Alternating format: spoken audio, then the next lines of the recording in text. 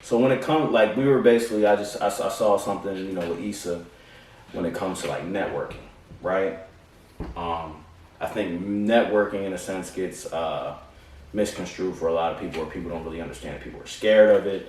People don't know how to approach the situation. They go into a room full of people that are like-minded, right?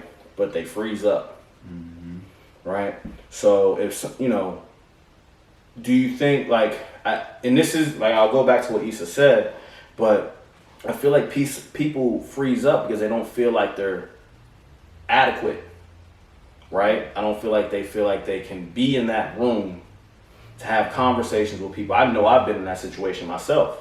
We've been in rooms together where we just kind of like, yo, we come in here to do this, and then we get in that room and we're just like, how do I say something to these people?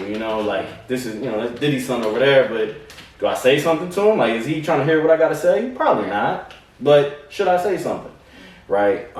So to kind of go there, I was like, I saw something that Issa said, and this kind of, I guess, helped me. Issa said that people, and this is paraphrasing, people need to network across instead of networking above. Right? So, like, how do y'all feel about that? I think, at least for me, in my personal experience, I always thought about the achievements, you know what I'm saying? The celebrity, maybe, that someone had, and if I was able to connect with them, then that would elevate, my path. Got it. Instead of thinking about, like, pooling the resources that I'm already connected to, and, working with some of the people that, were talented, that were around me. Yeah. I always thought about, what kind of celebrity could I attach myself to, or not even attach myself to, but what kind of celebrity could I network with to see if that would, heighten, what I'm doing. And in my opinion, that doesn't ever seem to work. You know what I'm saying? Because it's two totally different agendas. You know what I'm saying? Got it. Yeah. Right. That's true. Like, celebrities got a lot of stuff on their plate. Right. So like, you probably coming to network them with them, with this bright idea that you have, they probably won't be interested in hearing it as much. It's very rare. But if you reach out to somebody that's on your playing field, maybe y'all can build something up to now where the celebrities recognize what y'all doing, and then they want to tap in and work with you. Yeah. True. That's true. Yeah, I kind of like what you were saying with like celebrity and just like my level compared to a celebrity's level, right? And what I kind of like have been coming to like understanding of myself, I'm like, I need to elevate my platform and what I do to make sure that I'm on that playing field. So more so personally, I need to elevate myself as well as, grabbing the people that are close. Right. That allows you to go into that conversation and saying, like, here's what I have to bring to the table. You know what I'm saying? Some leverage. Right. I think if, we collaborated or we joined forces, then this is something, that would work for both of us and both of our favors. Yeah. So I like that. I like that level of thinking. Because currently, man, I can't say that I'm in the position in my everyday life that can benefit somebody else as of right now, which is why I do the things I do, why I'm always looking for different avenues to kind of elevate my personal platform, which could then bring more legitimacy to myself, the podcast, things like that. Because once I do that, then that opens the playing field up, right? I can start having different conversations. So, what I want to make sure that we do, because we kind of got right into it, is this is another episode of the Unsolicited Culture Podcast. Episode 20. Yes. We're the numbers just keep going up. I'm excited about it. We just keep doing it. There's another episode. So I like that. We're staying consistent. We did miss a week. All right. Wow. I just want to make sure, because we went live, but we did miss a week. We gave y'all an hour of some good shit, but I want to make sure that we address that and just apologize for that off top. But today we did come back with a little treat. Just the first time that we've done this. Episode 20 on the podcast. That I used earlier. It's a monumental Yeah. episode for us. because it's the first time, you know, we have a guest. Hold on. I said treat. I'm not gonna call this man a treat. I'm bugging. I'm bugging. I said that. Pause that. Pause that. I said it. I apologize. I didn't even you didn't really have to go back to it. I gotta stop myself. Because I ain't want the comments to go crazy. Like, hold up, treat. What up? Hold up, my nigga. Right. I understand. Let me chill out. But yeah, you know, the first time we have a guest on the show. Yes. Episode 20. Mm-hmm. So I'm happy right now. I'm honored to be here. Yeah, and I want to introduce, you know, to the Unsolicited Culture, you know, fan base, Mark Green. Like, I'm happy to have him here for sure. You know, like good dude. Like, you know, we've only met like in this moment, but just like the simple conversation that we've been saying.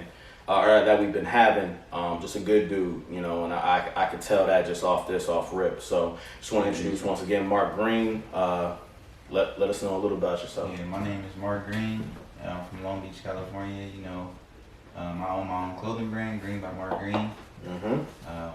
Just trying to do like high fashion for the black people. You know. There we go. Push our culture forward to the forefront, you know. Definitely. Yeah. Definitely. And I want y'all to be clear with what he just said. High fashion, right? High fashion. What we do here with the podcast is a thing about quality that needs to be. There's nothing that needs to be said about quality. Once you receive a product or see a product, pay attention to certain things. Pay attention to how a person is treating you, because at the end of the day, they could just throw you some shit. Yeah. So, you know, when you receive a product that got 6.5 ounces on you know, per inch on the t-shirt, you know what I'm saying? That feels good. That lasts. When you got a New Era hat, that lasts. You know how that feels. You don't even have to guess. So it's certain things like that, you know, you want to make sure that, you know, when you're buying something from somebody, that the quality is right. Yeah. You know, I know a lot of people have issues with like black brands and stuff like that. I was just want to ask, is it just me, or is it really a thing that sometimes we feel like, you know, we shouldn't charge as much, or when it comes to a black brand, they're unwilling to pay a price that they're willing to pay for, like, you know, mainstream designers, Gucci, Louis, whatever. You know what I'm saying? Is that really a thing? That's really a thing. Like, I get people telling me my shirts is too expensive and they're $35. Wow. That's crazy. But you'll buy a Supreme tee for $50, $40. Even more off the resale. Yeah, facts. And Supreme sells hang shirts.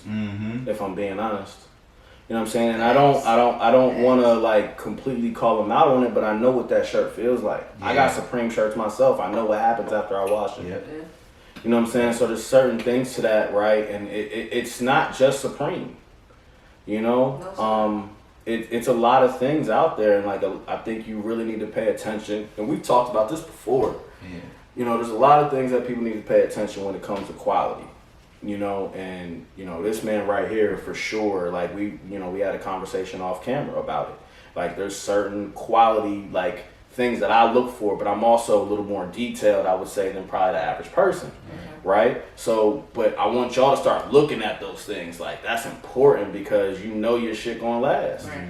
So. And I'm not trying to drag nobody, like if you just started, because it took me a while to get to this quality of like t-shirts and materials that I'm using. Like it took me a while to get here. So I'm not putting anybody down if they just starting and they figuring it out. Like you know, it's a process. It's not gonna happen overnight. You know. Yeah. But, Absolutely. But then again, you know, you should want to pay more for growth. You know what I'm saying?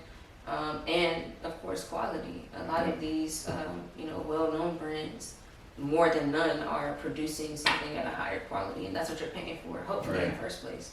Yeah. You know what I'm saying? And not just the label. Yeah, absolutely. And, you know, just want to appreciate that for the, you know, I want to thank the designers that are out there doing that, you know, because it is really important to me. And, you know, I think you have to even get there from a buyer standpoint to really start understanding, right? Some people just kind of go in to buy. So, you know, other brands may go out and just say, hey, well, they buying it anyway. Let's do whatever. Sure. So you have to, you know, it's the buyer also needs to become a little more savvy The consumer in the process. has the power, honestly. Yeah. Yeah. If they don't sell, they can't. What are you gonna do? Yeah, they gotta make something different. Yeah. Shit, look at the Knicks and look at the Cowboys. They've been losing for years, but they're the biggest franchises in sports. Yeah. They don't even have to win to be the number one franchise in Right. sports. True. Yeah. So that right there kind of breaks that down. So, what I wanna ask you is, what was some of your influences, kind of coming up when it comes to, like fashion or music or whatever it may be. Like what were you into that kind of brought that out? So in elementary, like during the summertime, I would stay watching MTV Jams, watching music videos all day. So I was big on Cameron, Jay-Z, The Game, like just all these different rappers, Kanye West, for real. Yeah. And I just seen like they had their own style. Just what they brought to the table, just interest, and gave me an interest. Yeah. Yeah, so It's crazy because all of them, like now that you just named them, like all of them had completely different styles. Yeah. Jay-Z at that time was, button-up shirt, maybe a little jersey from time to time. Cameron was, leathers, big jerseys, lavish, fur coats. Game was at that time, from what I remember, Game was kind of Dickies and It was West Coast. Yeah, straight. It was West Coast. Yeah. That's why I liked it, because it just, I could go outside and literally see somebody looking just like him. Yeah, and the dope thing about that was because the West was, I mean, at least from my eyes, I'm from the East Coast, so I don't want to sound biased because I like a lot of West Coast dudes, but it was like, since I'll say 01, right, was Chronic 2001. It was that time. Then it kind of slowed down nationally for the West Coast. And then we got Game in like 05, 06. And then after that, then it was like the 09, which was like the New West, right? There was like these two big gaps, but Game was that guy for a long time. That's true. That's true. And like Game for that time was huge. He was everywhere. Like he was everywhere. Yeah. So that was, and that's the dope thing. And then Kanye in Chicago, right?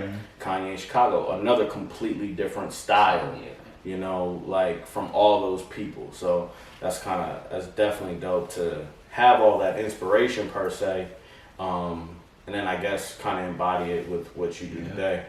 So who out of all of those people though would you say, like, what was your favorite thing from them, or just whose style would you have mimicked the most at that time? Shit, me, that's easy. That ain't even a question. I was a Jay-Z? hell no. Oh, okay. I love let me clear this up. Is Jay-Z. Jay-Z's my guy. Like Jay-Z's my favorite rapper. Like he's the number one guy to me. Like I don't think there's not much other than Jay. Come on, don't try to. I see what you're trying to do over there. You gotta chill. You gotta chill. I see what you're trying to do. I want to hear it. You're trying to get me riled up. But Cameron, Dipset, I was the best thing moving. For sure. That was the best thing moving for me. Like me, when I came out here, I was talking to him. I was like, "Yo, did Cam really get out here?" Because I know Oh Boy was major. I know Hey Ma was major. But I'm just like, did Cam really get out here? Like there's certain things like from diplomatic community where you get people like Hell Rel and J.R. Ryder and like certain people. I'm like, did Cam, like, because that's Cam at the end of the day. Like, yes, they're different rappers, are their own men, but did that whole thing get over here? Yeah. I was a little younger. Okay. So this is why I feel like I like Cam so much, because like on MTV Jams, like it was rare when he came in. So it was like it was like, I need to see more. Right. Got it. But I feel like they really did get out here, because one of my cousins, he's from out here, he has a Dipset logo tattooed on his body. Okay. Everywhere. All right. So, All right. yeah. And I remember they had that original. Everywhere. I remember they had that original gangster song with Game. With Game and Jim Jones. And Bevel. Yep. Bevel from Philly. And that was one of my favorite songs. So I was wondering how much it kind of translated, but I just wasn't sure, because I know there was a super big South influence from them guys. And I know the South loved them, but I wasn't sure of the West Coast, right? But Cam all day, man. I got 5X purple leather jackets in the closet, like dead ass. Like in the closet right now. Not upstairs here, but back home. Yeah, you're not gonna break that out. Maybe one I day. need to see that. One I day. need to see you in the 5X purple leather. Word, I'm about to switch the whole game up. I'm about to just go back. Bring it back. Pelly, Pelly Pelly, was you know crazy. what I'm saying? Little Mecca, you know Oh wow. what I'm saying? Little iceberg, Wow. you know what I'm saying? Maybe. Why Was not? DKNY like too bougie? Or- DKNY was too tight. You know what I'm That's okay. I saying? think that was okay for me. Too tight. It was too That's fitted. okay. You know what I'm saying? At the time, like we would like. It's crazy too. Like even y'all white tees out here. White tees was different on the East Coast. Like they wear a pro club out here. I ain't never seen a pro club in my life. What kind of white tees? I can't even remember. I just go to the Chinese spot. Yo, let me get. Oh, damn. That was it. I don't remember the brand. I remember I knew what the tag looked like, and I knew I needed that tag because it had the thick neck on it. Yeah. You know what I'm saying? Like I knew. Like we would grab the neck, we would touch it, we would stretch it just to see how far we could not stretch it, and that's how we would know we would buy Wow. Real life stories. it. Real shit. We had the big white tall tees. Remember those? We didn't do Like tall the tees, but I got the it. D4L Yeah, joints? y'all was on some Wow. bullshit. Y'all was on some bullshit. Wow. Them Remember those? motherfuckers had the white out on the glasses, spelling their names. Come on, y'all was bugging out. Relax. Y'all relax. was bugging out. Relax. Come on, that's D4L, bro. You know what I'm saying? You If know you what's- go, then you talk about Rick Ross, you talk about T.I. Stop. Relax. Shawty Low though was that nigga that Shawty D4L. Low. But fashion back in the day, man, was just like, you know, crazy. Like, I think the thing that for sure got me, I remember when, what really got me, and it was gone, it was here, then it was gone. Ed Hardy tees. Ed Hardy was fire. I'm sorry. I was on it, bro. I was on it, bro. I was on it. I loved I think it. at the And then very the Christian beginning- Audigier came out, and that's when the Yes. game kind of Yeah, just change. it was like, nah. I think at the very beginning, you know what I'm saying, I was like, okay, but then it kind of got too gaudy for me, and it just a lot, and They was trying to get that money. Yeah. they were, Yeah, they it were. was Shirts like Pushing stuff $80 a pop. You still can't sometimes sell a shirt for $80 now. They was rocking for $80. It was going crazy though. They had shoes, Yeah. jeans. Yeah. I had the Ed Hardy slip-ons. They looked like the Van slip-ons with the little tiger on the toe. Oh my I had those. That's the same people that got me for my damn leather jacket. I was like, all right, just get into it. Let's go. I know a huge thing. Like when I first got to Florida, a really big thing was Tommy. Was that just something in the South? Tommy was before my time. Yeah. I would say. Yeah. Tommy was same. crazy. I never really supported Tommy. Just Yeah. because, of some of the shit that he's said. Man, everybody say that shit now. I mean, That's cool. I think nowadays it's better for us to like kind of feel a way about it because we can go other places. Right. Back then we couldn't go nowhere else. Right. Like if Tommy wasn't saying it, maybe Ralph said something. I don't ever really remember Ralph ever saying something. Ralph is still today one of my favorite brands of all time. And he could have said something, but it's still one of my favorite brands. I feel bad if he did say something. I just can't never remember. change. Yeah, Never ever like change. Yeah. good question. What are some of your favorite brands per se, clothing wise? That has And to you be too. hard. Once That has we to be get there. hard. Yeah, that's a hard definitely question. hard. Oh yeah. I thought it was, I mean, for me it's pretty easy, but I need some time. it's fucked up because both of my brands are white owned brands. I think for Really? sure. Ralph Okay. and Stussy. Ooh. Those are my two favorite brands. I feel like Stussy's never lost their quality. I feel like they're always consistently with some new shit. Okay. Right? A lot of the stuff I can't wear because it is kind of, nowadays it's very, they keep their identity.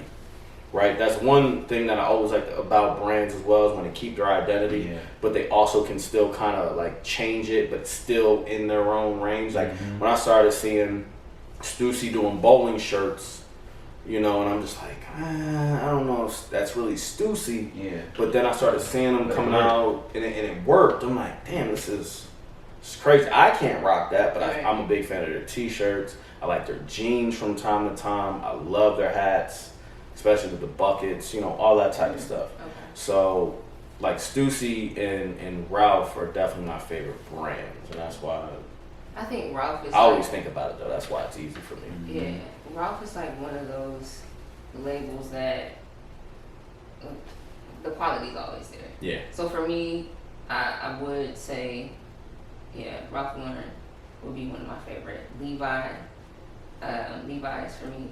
I can't even wear Levi's. I love Levi's jeans. I can't even wear them. They don't fit me right. Really? Mm-mm. What else? Nike.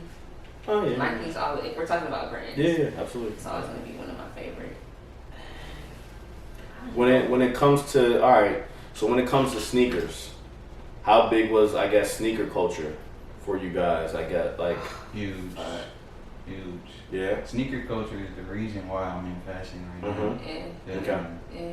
Was there a specific shoe that you said one time like I need to make something for this shoe? Not that I can remember. Because I know that was a big time where everybody had the matching T-shirt for the shoes, that type of thing. I just remember I used to be on Kicks on Fire all night, nice kicks all night, just looking at shoes. I could tell you every shoe, every colorway. Yep. But now I'm not as much into it now, but yeah. Got it. You grew away from it. I remember I would go in camp, stay out for hours. Yeah, for something to drop. And now that I'm looking at it, I'm like, damn, but was it really that serious? You know what's fucked up about it? Because I was really big into shoes. I remember I drove to Boston for the first Red Lobsters. Damn. Right? I drove to Boston. I waited outside 6 hours to get those shoes. I slept outside, all that to get those shoes. Right? 6 hour drive. I did that. Got the shoes.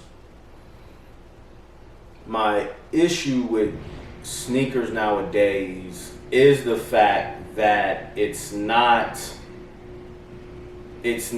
easy anymore. Not that it's not easy, but it's not the real sneakerheads going at it to get them. So, okay. You know what I mean? Okay. That's the issue for me. Like, I don't think that it's not the sneakerheads going at it to get them. Mm-hmm. I think that there's less. It's a lot of lame ass niggas wearing shoes. Yeah, of course.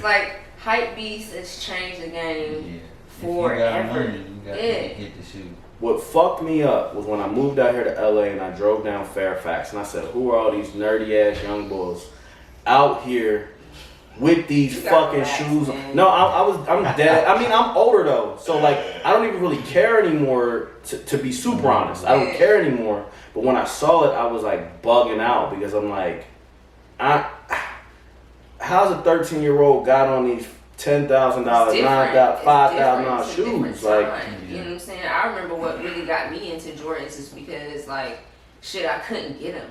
Yeah. It was the thing that everybody, not everybody, but if you could get them, you could get them. But if you couldn't, you couldn't. So as soon as I started working, I started working at 16. Yeah. That's where my money went. Yeah, I mean, I started working at Champs. I was so crazy into sneakers. Luckily, fortunately, I had a plug, right? In 2009, 2010, I started becoming, my plug and other people's plugs for shoes. But that's also because shoes in Delaware wasn't moving like that. But the store that I was working in was one of the biggest stores on the East Coast, right? So we were getting everything. So it was easy for me to become plug and do that type of thing. But I was never the one to just sell to people for higher price. I'm I get it for you, just, low 50, whatever it may be, just something because I'm doing it. Gotcha. But I got so crazy into it. I know the color codes for shoes before they even come out. They got the white on there, so there's going to be a 1. There's a green, so there's going to be a, you know what I'm saying? There's black on it, so there's going to be a 0. I know the color codes before the shoes even came out. That's how fucked up I was over shoes. At one point in time, I had over 300 pairs of shoes. That's crazy. Unfortunately for me, I don't have an addictive mind, but I have a collector's mind. Okay. Right? I got these records over here, whatever it may be, and I just collect records because now I collect records. Right? When I was collecting shoes, I just collected shoes. Okay. It's just that's how I get when I get the shit. Right. But fuck this new sneaker shit. I'm done with it. Yeah, I feel you. It's so hard to get shoes. Yeah. It's so hard to get shoes now. Yeah. You know what I really wanted? The Ben and Jerry joints that just came out. Yeah, those are tight. What are they, Dunks? The Dunks. Oh yeah.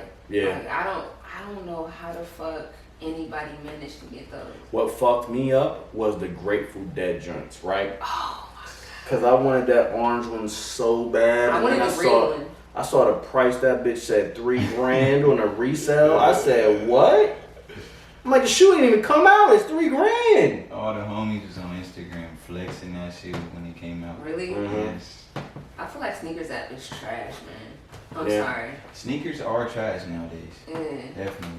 The Oh, like drops- quality. Yeah, And, yeah. yeah, quality just, They just putting out anything. yeah.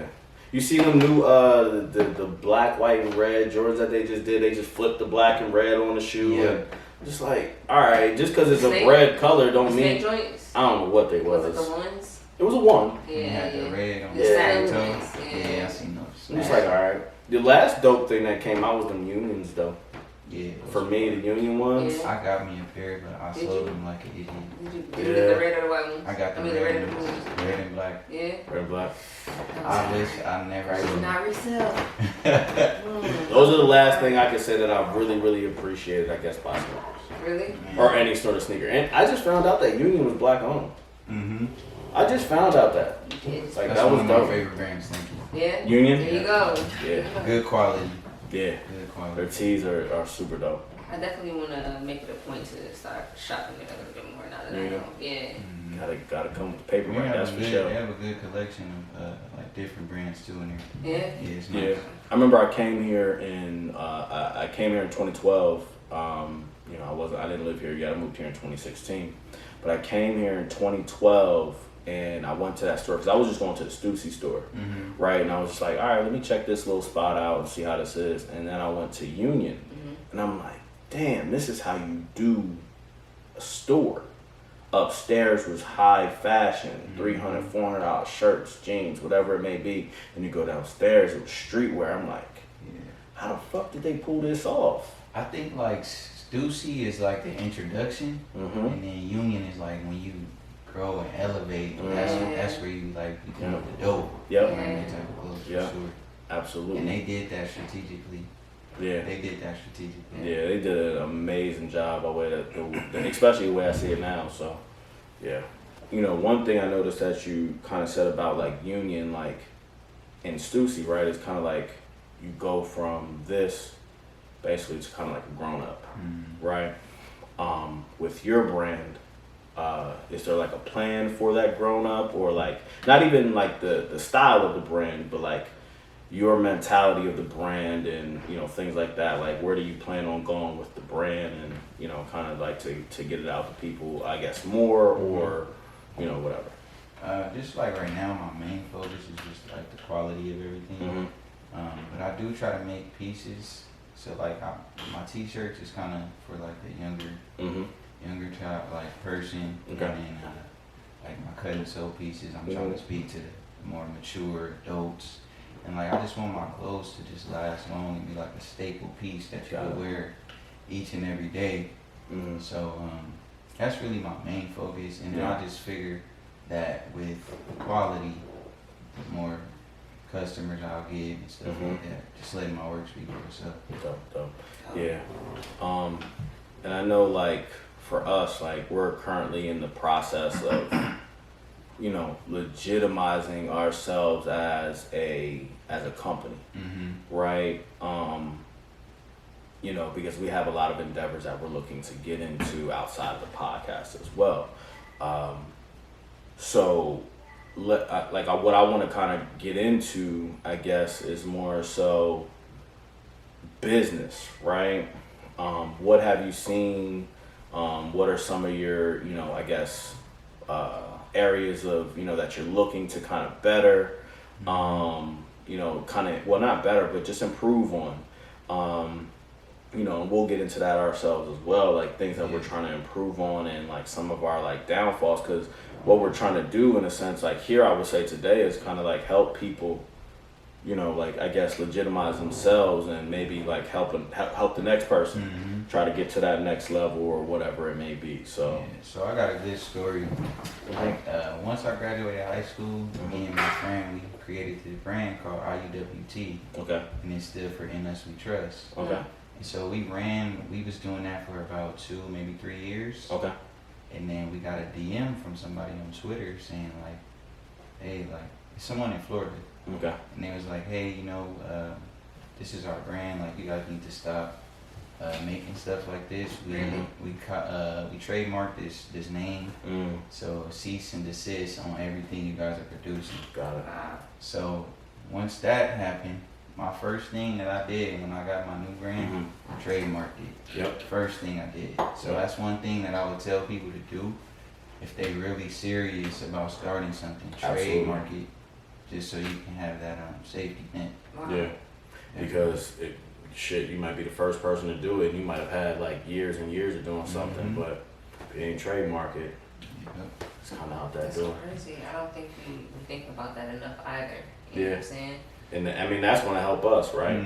I know we definitely went in and, you know, we created the LLC under the Unsolicited Culture moniker, you know, but trademarking, I don't think we've looked into. Yeah, well, the LLC, you kind of a little safe, but if you have like a logo or something, you might want to trademark that. Yeah, and that's where like you kind of get into those areas where you just have to understand the business. And the thing is, a lot of this stuff is accessible. Yeah. Right? Sometimes you run into the situations like you did, and I don't know if we'll ever run into a situation per se. Not. But, you know, if you try to go out and educate yourself, you know, that's definitely something that's going to be, you know, that's the biggest thing is educating yourself, I would say, in this area, right? Like, I know for us, like, we were looking at different places to kind of, you know, create our LLC. And we had to do our research because some places are cheaper than others and things like that, where it's just like, you have to make sure that you're making the best decision for yourself. Yeah. So it's like, we didn't go with California because California is paying some. Yeah. I spent a lot. Exactly. Because I didn't know. Yeah. I didn't even think to look out other states. The thing is though, you know. I saw like, so I'm from Delaware. A lot of businesses create their LLC in Delaware. But the messed up thing about it that they don't tell you is that if you create your LLC in Delaware, you'll then also still have to create an LLC in whatever other state if you're not from there. Right? So luckily enough, we're in a situation where we can. Yeah. Right? If you're not completely doing business out of that state, then it's pointless. That's true. Right? It's usually good for like corporations. Right. To go to Delaware to get a better tax break. Build And, up their stuff exactly. there. So it's a little bit different. You have to, you know, and that's the things we kind of want to make sure that people are learning, because it's easy, it's there, it's legible. You know, a lot of the terms in there is bullshit for us. Like it's English, but it's not the English that we see on a regular everyday basis. Yes. So contracts and, you know, law and just the legality and all that stuff that they use. But I also do think that it's perfectly fine to break bread on, you know, the cost or the expense of the cost because it's an investment in, you know, your future, your brand, and what you're gonna do. You know what I'm saying? Absolutely. So there's a lot of value there. I definitely think that it can be beneficial to, you know, invest the money, put the money aside or whatever you have to do or save for it to get yourself right and educate yourself and do business the right way. You know what I'm saying? Absolutely. There's a lot of things that I feel that first time business owners fail on in the beginning processes, such as taxes. You know what I'm saying? Like, go ahead and invest the money, get yourself a CPA or whatever you need to do to make sure that you're doing business the right way. Yeah. So later on down the line, that doesn't come. I know that's definitely something, you know, we've been talking about as well. Like, I know another thing we've been talking about is like getting a business consultant to kind of like help us, like, I guess, clarify like what our goals are, you know, and the way to go about it, mentors, things like that. Like, do you have like a mentor or like a business consultant or anything? I don't. But I do try to talk to like people that do have friends that's doing pretty well and try to pick their brain and get little things from them that they've learned. Like, fortunately, I've been able to be like around the owner of the Hundreds, Bobby Hundreds, because one of my friends works for them. So I've been able to speak with him and like owner of this brand called Bricks and Wood. Which I is fuck with Bricks and Wood. LA. I'll be able to talk to Casey, ask him a few questions, pick their brains. But I don't have a mentor per se. But I just try to watch and educate myself and just try to make not make moves that people have done that's been bad, you know. I try to just learn from what people been doing. pay attention to people's losses, or not. I guess losses. We'll say losses. We don't want to say failures. Yeah. So yeah, pay attention to those situations where you can improve, or not make that mistake or that step. Yeah, I just feel like we weren't black people. We weren't really taught proper way to run a business. Yeah. Like if we see a business, sometimes it'll be like halfway doing it, half like 1 foot in, 1 foot out type of thing. Yeah.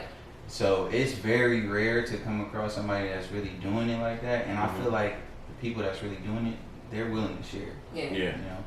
Yeah, and that's one thing that I've noticed, and I was thinking about that, and I wanted to ask you, like, since I've been in LA, like, I feel like people are so close to, like, it's literally just a DM, right? For people that I may not have even been in a room with. Like, the way we kind of started this podcast, we did a little research, and, we reached out to this guy named Clint Coley. He's a comedian. He had a podcast called Advice from a Fuckboy. So we reached out to him, and he literally hit us back. We came over, we watched the episode, like our mixer, he literally gave to us, like certain things like that. And it was literally a simple DM. So it was like, when I got here, and I feel like people are a little more receptive to certain things, like, when you, like you said, like when you're really into this business, and you're not fearful of any sort of competition, you're successful, you're willing to give that information out to somebody that is actually interested. You know what I mean? And legitimately interested. So, like, do you think that you've been able to, like, not easily, but do you think when you put yourself out there for kind of help, has it been, in a sense, simple to kind of do that?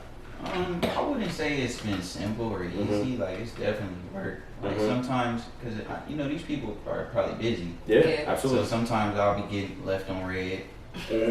Left on C, but I'm gonna still hit you. I'm gonna keep asking for information because I want it. Yeah. And people realize that, and they understand that. And I feel like they can sense this aura on somebody that's really like serious and focused on trying to get something done. Absolutely. And they'll help you out eventually, Shit, I hit you up. Yeah. In the DMs, you know what I'm saying? Like, I didn't know how that was gonna go. Right. Yeah. But I appreciate, for some reason, I was just like, let me hit him up and let me see. You know what I mean? Like, I appreciated what you were doing. I love the quality of your pictures. That alone, I saw the New Era hat, and I was like, all right, well, let me see, because there's a quality there that I like. It was tasteful.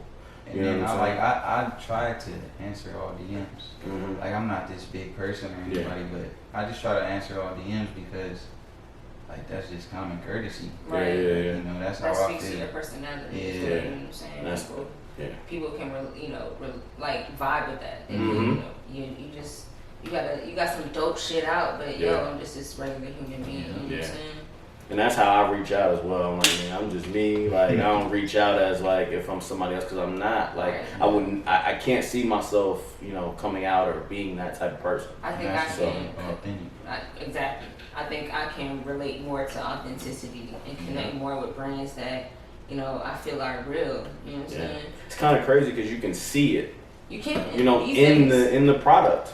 A lot of times you can see it in the product, and that's dope. Like, I never really thought about it that way. I'm looking at quality, and I might be just looking at authenticity. Yeah.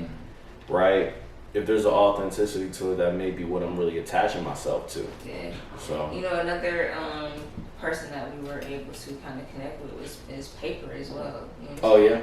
Paper definitely showed love in the beginning. It was super helpful as far as providing feedback. So I've had mixed reviews. Like, it's people in here that are like, it's people in LA that are super receptive to what you're trying to do, and they just want to show love off of that. Yeah. That's it. You know what I'm saying? And then you have people, of course, that. Yeah, definitely. You get that LA thing from time to time, like, and like feels a little Hollywood. Yeah. So, and I mean, we're talking about things as, obviously as a business, but there is another layer to it, right? If I'm being honest, there's another layer. And that layer that I'm speaking about is us being, black, right? Do you feel as though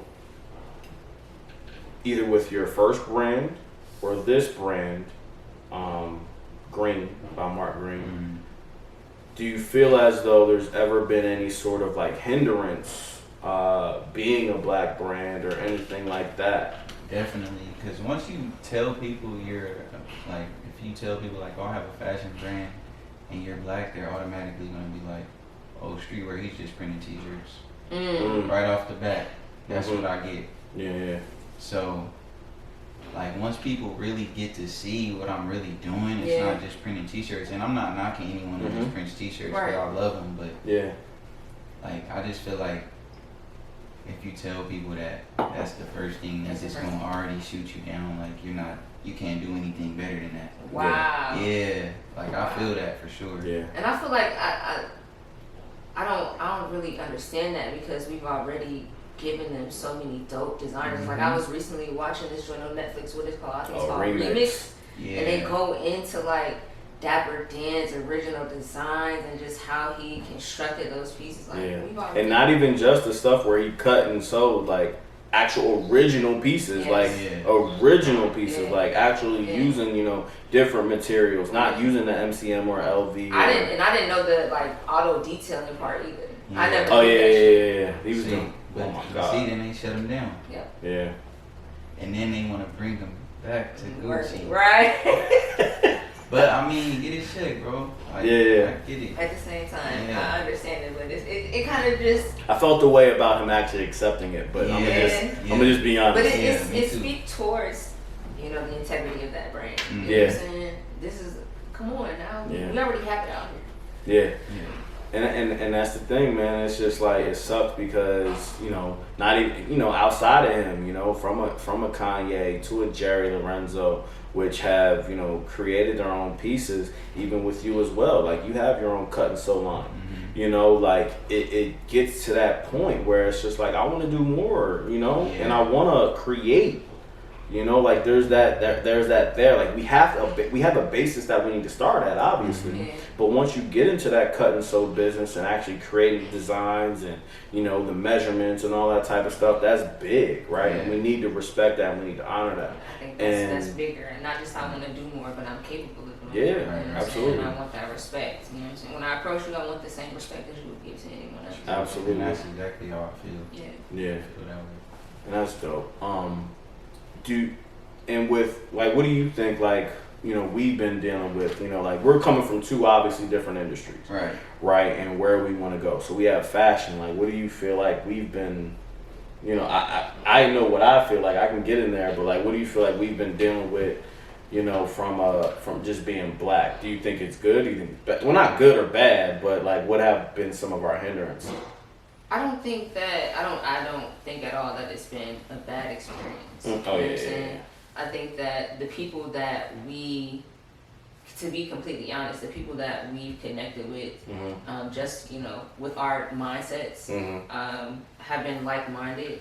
They've been supportive. Surprisingly, like, we've been able to do some dope shit because just off the strength that people vibe with us. You know what I'm saying? They fuck with us. So I don't feel like it's been a hindrance. What I will say is that, you know, in the future, I know it's probably be, you know, a challenge getting to where we want to go.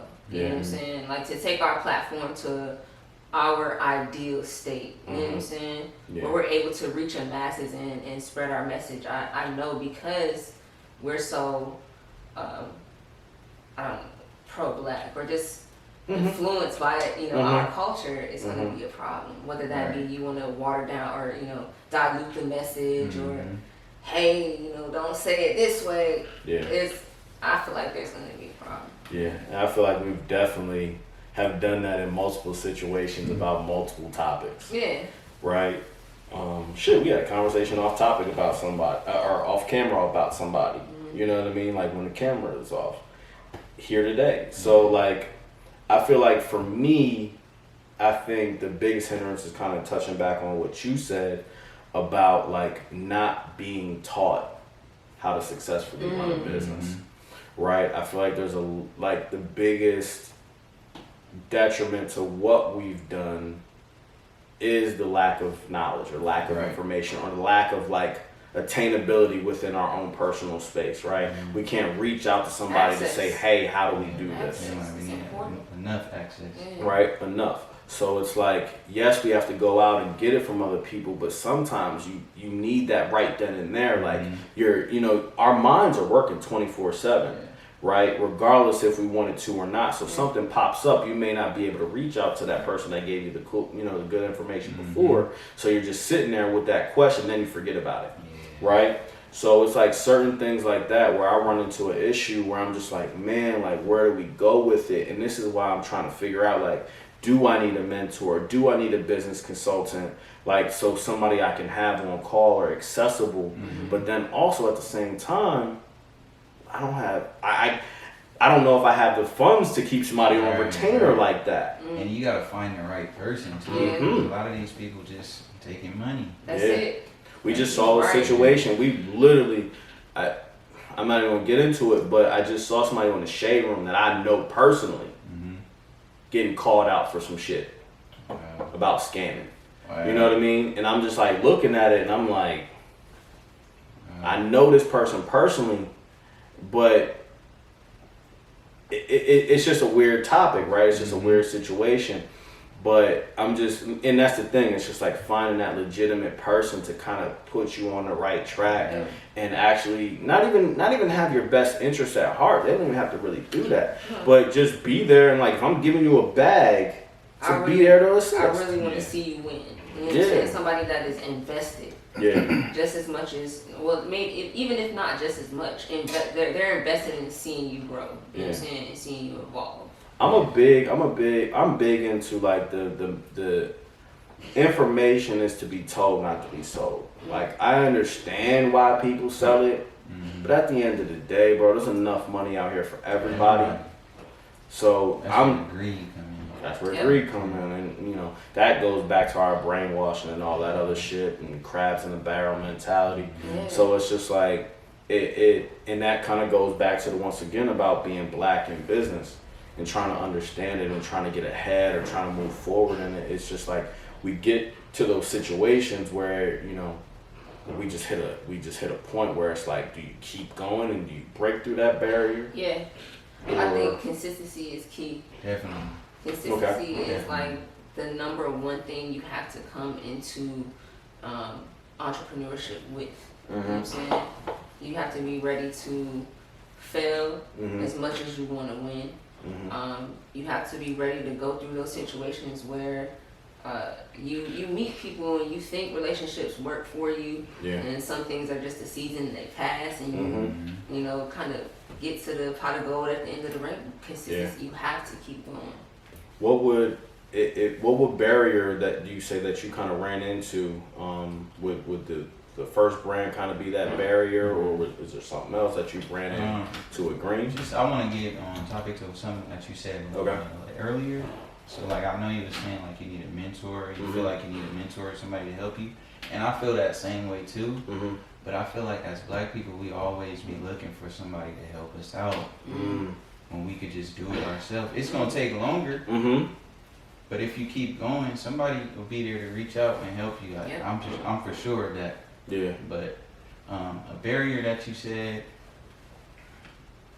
I would say, just like I was young. I was really young when I started my brand. So the things that I was like trying to make was very like immature, and I feel like I've grown as a person. And also as well as just the business side of everything. Like I didn't really know. I just was like, man, I want to make T-shirts. That's cool. And understanding that is a whole different element. Yeah. Hopefully, I'm not jumping out the window with this. Do you read a lot? I don't read. I don't read books. But I do read like blogs and magazines and stuff like that. I'm constantly on my phone looking at stuff like that. I was about to say, I feel like there's just some sort of literature in front of you where you kind of like, you dive in, right? And when you really like see something you're really interested in, you just go in, right? And it specifically doesn't have to be a book per se. So I was just wondering, like, it seems as though you read a lot, right?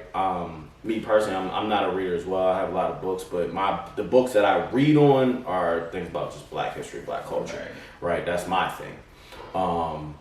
And I run into kind of the same situations, like the way I look at things, and I'm having that like question like, should I find somebody? Should I do this? But then I'm like, nah, I can do that myself. But then I get into that back and forth with myself, and then I don't do shit. Yeah, it's a fine balance. Like definitely, I would say definitely look and reach out to people. Mm-hmm.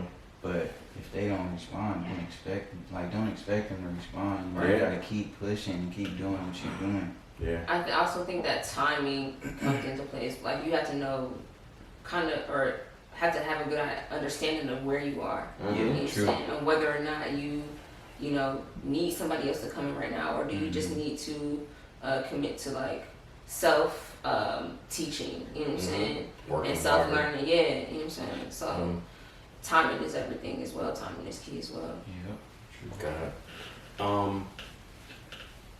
What I want to ask you, I guess, to kind of, before we get out of here is like, what's next, for Green by Mark Green? Like, what do you got coming up? If you want to share anything with us, such as like what do you got coming up next? Okay, so I am dropping a small collection in September, early September. Okay. I'm working on that right now. Dope. It's gonna have cut and sew piece in it. Mm-hmm. Yeah, just be on the lookout. I don't All want right. to give out Yeah, too yeah. much information, Absolutely. but Absolutely. But yeah, I'm just doing that, and I'm really trying to get my stuff on like celebrities or influencers. Yep. And do heavy marketing because I'm really like a quiet, chill guy. I'm not really on the marketing type of thing. Mhm. Right. I know I have to do that to get to where I Right. want to go. Yeah. That's so crazy because Yeah. like we experience that from time to time as well. You know what I'm saying? We are creating this platform and not necessarily like huge on like social media at the time. We're just like reaching out, but then going back to our earlier conversation, you have to network. You have to network. You know You have to break out of that shell. You have to break out of that shell and then realize who you have around you to network with. So it takes a lot, and it takes some getting used to as well. Absolutely. And one thing, like when it comes to just like the celebrity part, like we've been trying to figure that out as well. Just like how do you get certain things to certain people to kind of like say, hey, this is legitimate, like because sometimes when you get that stamp, you get that stamp. Yeah. You know what I mean? So that stamp of approval is dope. One thing I want to let you know for sure is we have a big fan base like back east. I look at our our algorithms or whatever it may be, and we have a lot of people in Philadelphia. We have a lot of people in LA. We have a lot of people in Florida, New York, things like that watch, at least from our algorithms. So at the end of the day, I don't know if you know people out there on that side, but if not, you'll have that connection now on here. So definitely, for sure, I'm sure you'll get a couple orders. You might get some things from the East Coast for sure. Yeah. So And I'm hoping on that. Though, for me, if y'all need anything, hit me up. I'm willing to help.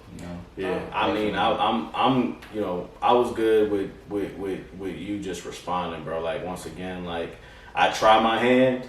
If it work, it work. If it don't, right? Yeah. And like you said, like you just gotta keep working through it regardless. So my thing is, I made sure that we work through it regardless, in any situation, and you came through on whatever. Not even came through. You just you were willing, and you had something you wanted to say. We had something we wanted to share to y'all. So that's the biggest thing. So yeah, I think that for us, like I said earlier, it's been dope to have some of the people that we've had kind of, just fuck with us overall. Just fuck with the brand of podcast. And your shit is dope. Like he put no problem. He put me onto it. You know what I'm saying? He was like, I want to do this one. And I was like, for sure, no problem.